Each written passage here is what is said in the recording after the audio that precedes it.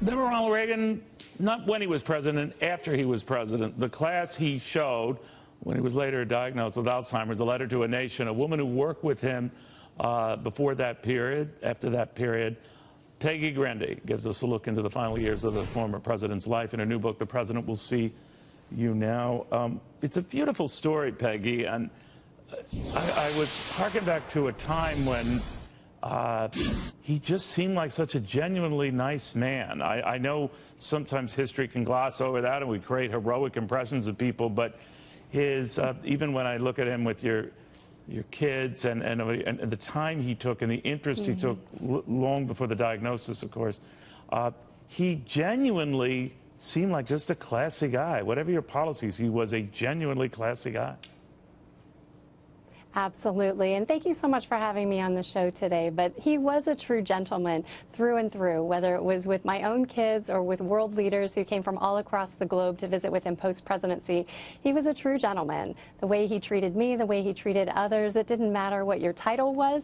If you were the head of state or somebody who was just an ordinary, everyday, patriotic citizen, he treated everybody with equal respect, and I always admired that. I know you joined him after he had left office, and it was some years, I believe, in 1994 that he would be diagnosed with Alzheimer's in that touching letter to the nation. But in those years beforehand, did you ever see any sign of what he was going to formally tell the world?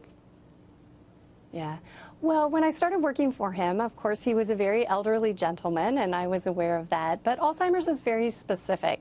And so there's certainly, I write about in my book, some signs that I started noticing. And we really only have the luxury of even knowing what those signs and symptoms are now, because two very public people decided to take something very private and share it with the world.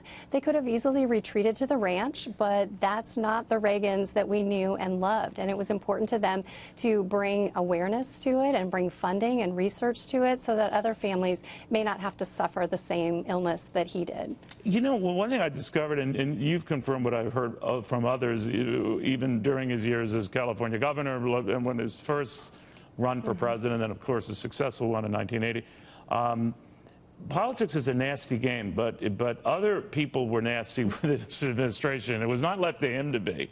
And he didn't like that. He didn't like firing people. I'm told that that really bothered him. So others would do that. And that fostered this aloof reputation that he developed. Did you see any of that, that he, in order to avoid controversy, he didn't want to hear about it?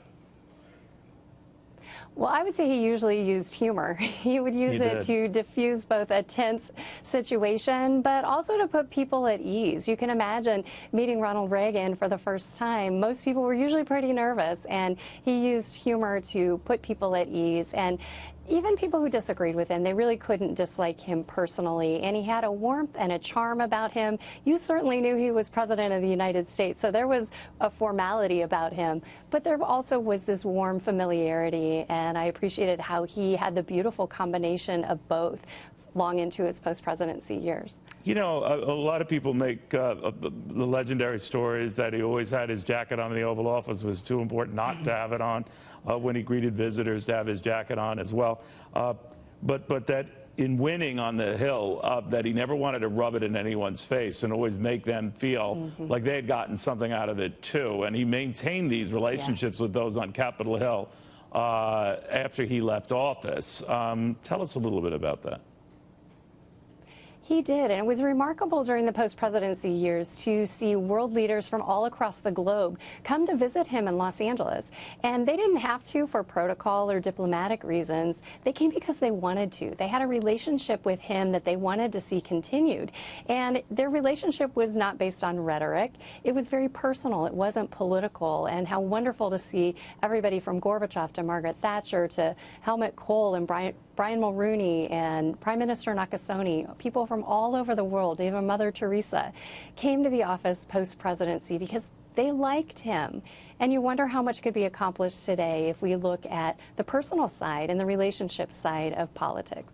Yeah, it's more important than we think or acknowledge. It is. The President Will See You Now, Peggy Grande, the author there, it does make you see the president in a whole new light long after he left office.